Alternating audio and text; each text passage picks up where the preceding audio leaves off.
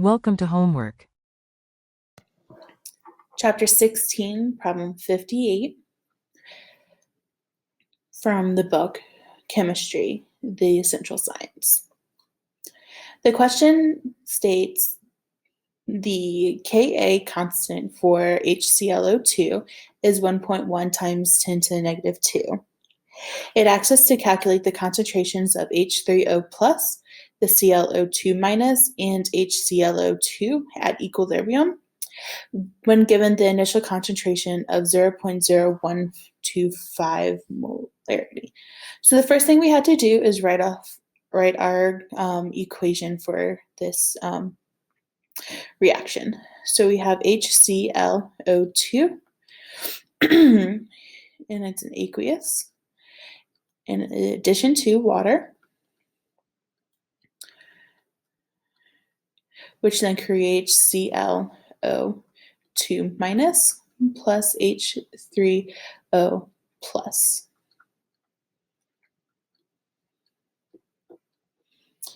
Right, and the question asks for all of the concentrations at equilibrium. So we know we have to do an ice table, where the ice table just stands for initial change and then the equilibrium. So equilibrium, you just add the two different things up at the initial and the change. So we first start off with an initial concentration of 0.0125 molarity. We didn't have anything to start off with water, and water does not change anything in our table, so I will just cross it out. And then we don't have any starting concentrations of our ClO2 or our H3O plus.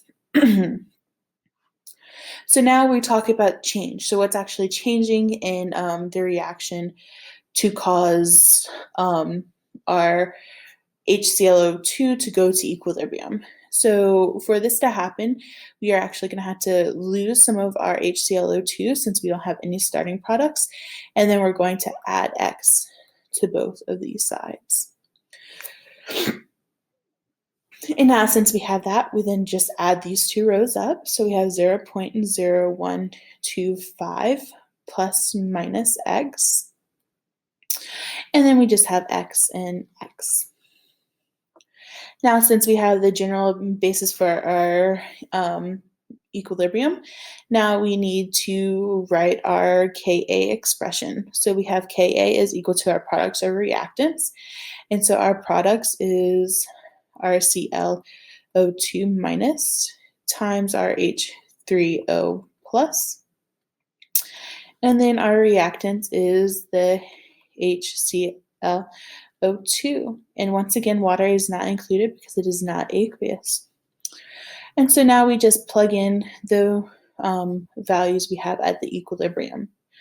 So for both ClO2 minus and H3O plus, they're both X, so I'm just going to write X squared.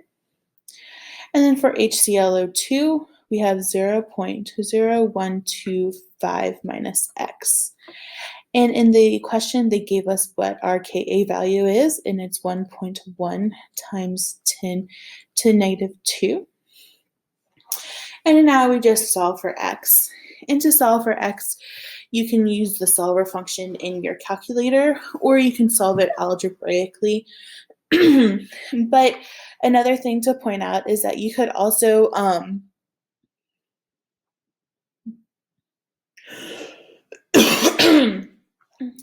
there's some really good videos on how to use the solver function of finding X on different websites. So what we're going to do is I'm just going to multiply my X over here and do 1.1 times 10 to the negative 2, 0.0125 minus X is equal to X squared. And then multiply my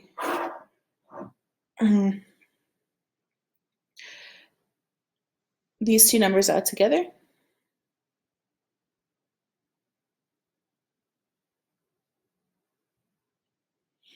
And get 0.0075, and then minus the 1.1 times 10 to the negative 2. X is equal to x squared. And now I have a quadratic formula, and I would just bring them all to the same side. And so I have x squared plus 1.1 times 10 to the negative 2x minus 0.0075 is equal to 0. And then I would assign a is equal to x, mean 1, b is equal to 1.125, and c is equal to this value, and do the Pythagorean, mean the quadratic formula to solve for x. So our x actually ends up being 7.45 times 10 to the negative 3. And I got this number by doing the solver function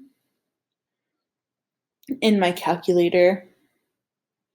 Or like I said, you can also do a hand out by solving for the Pythagorean theorem, where in this case our a is equal to 1, b is equal to 1.1 times 10 to the negative 2, and c is equal to negative 0.0075, and then just solving for x that way. So now since we have x, now we can solve for our equilibrium concentrations down here. And since we have x as just values right here, then our ClO2 and H3O plus is just 7.45 times 10 to the negative 3, and the same thing for this one. And our HClO2 is going to be 0.0125 minus our x value.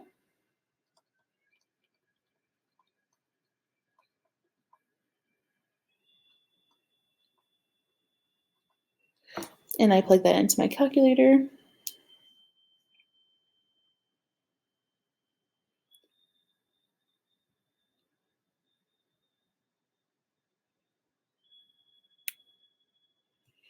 And I have a final number of 0.00505. So these are my final concentrations at equilibrium.